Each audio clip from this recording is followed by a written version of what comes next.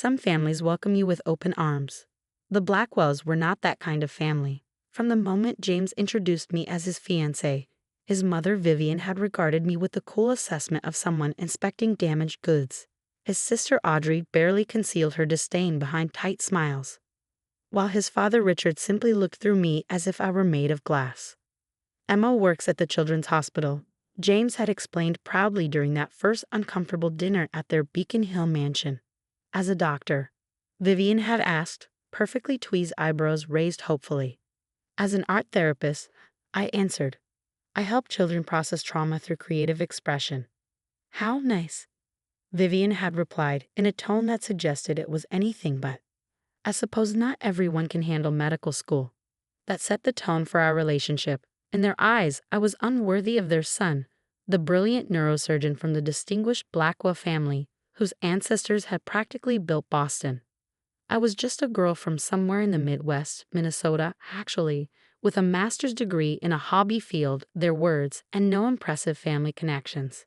What the Blackwells didn't know, what I hadn't told James yet, was that I had deliberately downplayed my background. After growing up in the suffocating world of old money and social expectations, I'd wanted to make my own way, to be loved for myself rather than my family name or bank account. When I met James during a hospital fundraiser, I'd been drawn to his compassion and dedication to his patients, not realizing he was a Blackwell until our third date.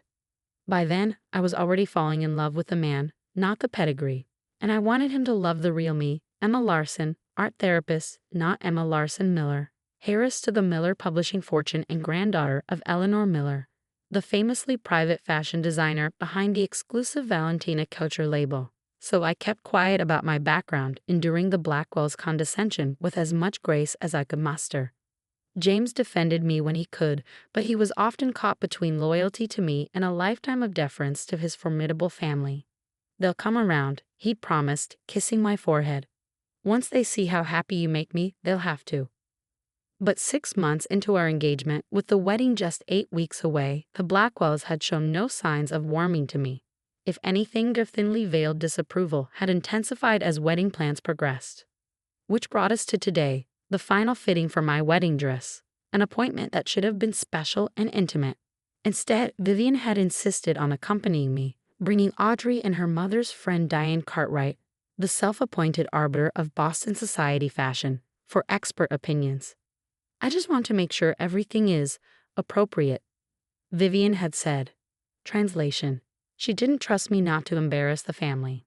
I had agreed, knowing what they didn't. The dress I'd chosen was a Valentina original, designed by my grandmother specifically for me. Not that they would recognize it immediately. Valentina Couture created fewer than 20 dresses per year, each one unique, each one coveted by royalty and A-list celebrities worldwide. My grandmother operated in complete privacy, her identity known to only a handful of people in the fashion world. The bridal salon, Les Cieux Bridal, was the only boutique in Boston authorized to handle Valentina fittings. The owner, Marguerite, was one of the few who knew both my grandmother's identity and my connection to her. She had promised complete discretion for today's appointment. Emma, darling. Marguerite greeted me with the traditional European double kiss when we arrived. If she noticed Vivian's slight frown at our familiarity, she gave no indication. We have everything prepared in the private salon. She led us to the main showroom, past racks of designer gowns that made Audrey and Diane murmur appreciatively, and into an elegant fitting room with champagne already poured and waiting. Now, Marguerite said, addressing me while pointedly ignoring my entourage, your final alterations are complete. Are you ready to see? I nodded, trying to calm the butterflies in my stomach. Despite knowing I had chosen a masterpiece, the weight of the Blackwell's judgment made me uncharacteristically nervous. Marguerite disappeared into an adjoining room and returned carrying my dress with the reverence of someone handling a priceless artifact, which in the fashion world it essentially was. The dress was deceptively simple at first glance. An ivory silk column with a subtle A-line silhouette, minimal beading, and delicate cap sleeves. What made it extraordinary were the nearly invisible details, hand-embroidered vines that spiraled across the bodice, thousands of tiny seed pearls creating texture that caught the light with every movement, and the impeccable construction that made it look effortless. But the Blackwell women saw none of this. Oh, Vivian said flatly. It's very plain. Audrey circled the dress with narrowed eyes. Where did you find this again?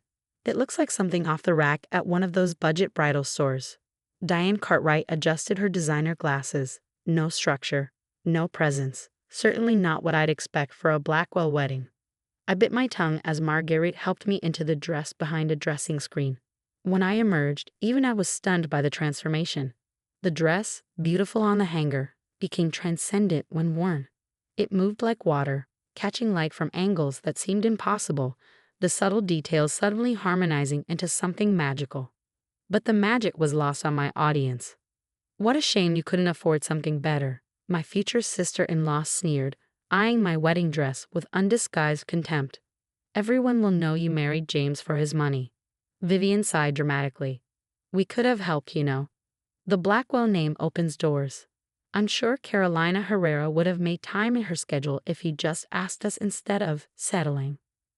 Marguerite, who had been making minuscule adjustments to the hem, slowly straightened, her professional composure cracking. Excuse me, but this dress is. It's fine, Marguerite, I interrupted softly. I had promised myself I wouldn't reveal my background out of spite, but I was beginning to reconsider. Diane Cartwright had approached to examine the fabric more closely. At least the material isn't polyester. Small mercies. She reached for the collar, where the dressmaker's label was discreetly sewn. Let's see who actually made this understated little number. The bridal shop owner gasped when she flipped the dress label, her eyes widening in alarm. This is a one-of-a-kind Valentina Coucher. The room fell silent. Even in Boston's rarefied social circles, a Valentina original was mythical, the fashion equivalent of spotting a unicorn. Diane's hand jerked away from the label as if burned. That's impossible, she whispered. Valentina creates fewer than 20 pieces annually. Her waiting list is years long. Even I couldn't secure one for my daughter's wedding. Vivian had gone pale. There must be some mistake. How could you possibly? Now my mother-in-law was frantically backpedaling, her social instincts kicking in as she reassessed everything she thought she knew about me. I had no idea you came from that kind of family. That's when I decided to tell them exactly who I really was. My full name, I said quietly, meeting Vivian's stunned gaze in the mirror, is Emma Larson Miller. My grandmother is Eleanor Miller. The revelation landed like a bomb. Diane Cartwright actually gasped, clutching her pearl necklace. Eleanor Miller, she repeated. The Eleanor Miller, publishing magnate Stephen Miller's wife? I nodded. And the woman behind Valentina Coucher, though that's not public knowledge. Audrey had collapsed onto a velvet settee, her face a study in horrified realization. But your job, the art therapy, is my passion, I finished for her. I could have joined the family business or lived off my trust fund, but I chose to build my own life. Just like I chose James for his kindness and brilliance, not his last name. Vivian was struggling to process this information, social calculations visibly racing behind her eyes. The Blackwells were wealthy and respected in Boston society, but the Miller publishing empire operated on a different level entirely, international, intensely private, and worth billions. Why didn't you tell us? She finally managed. Would it have mattered? I asked. Would you have treated me differently if you'd known my family had more money than yours? Because that would be rather revealing, wouldn't it?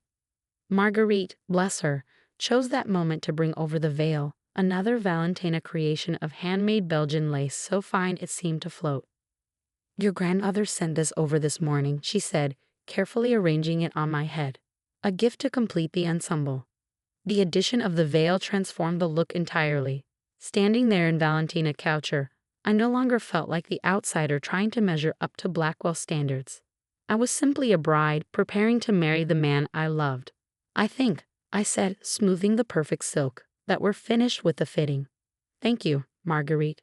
The ride back to my apartment was silent, the Blackwell women processing their new reality. As we pulled up to my building, a modest brownstone I'd chosen for its proximity to the hospital rather than its address, Vivian finally spoke. Will you tell James about your family? Tonight, I confirmed. I've already invited him over for dinner. I should have told him sooner, but I wanted to be sure he loved me for myself. Something shifted in Vivian's expression. perhaps the first genuine emotion I'd seen from her. I understand that impulse better than you might think. After a pause, she added, "The dress is exquisite, by the way. Truly worthy of a Blackwell bride."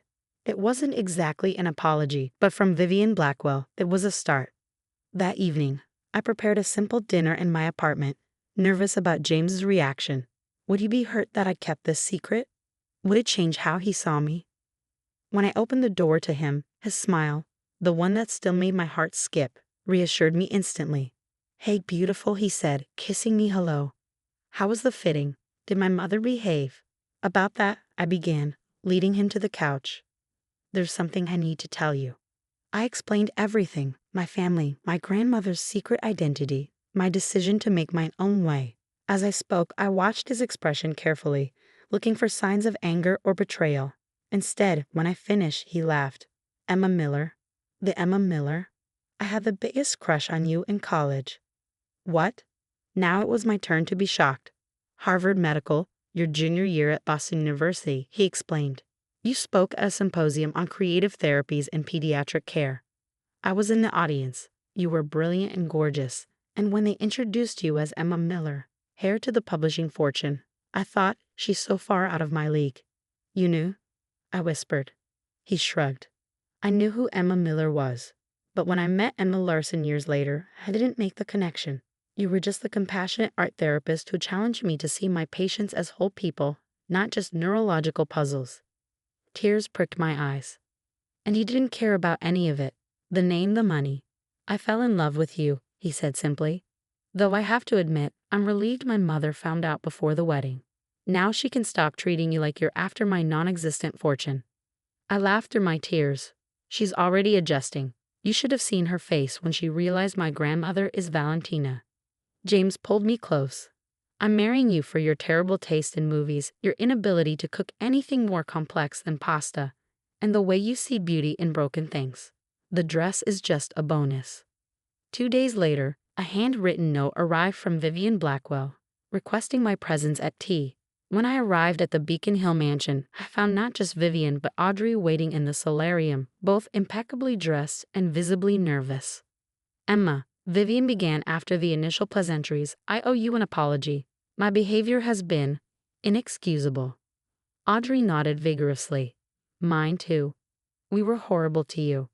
"We were protecting James," Vivian continued, "or so we told ourselves. But in truth, we were protecting our own narrow view of what his life should be."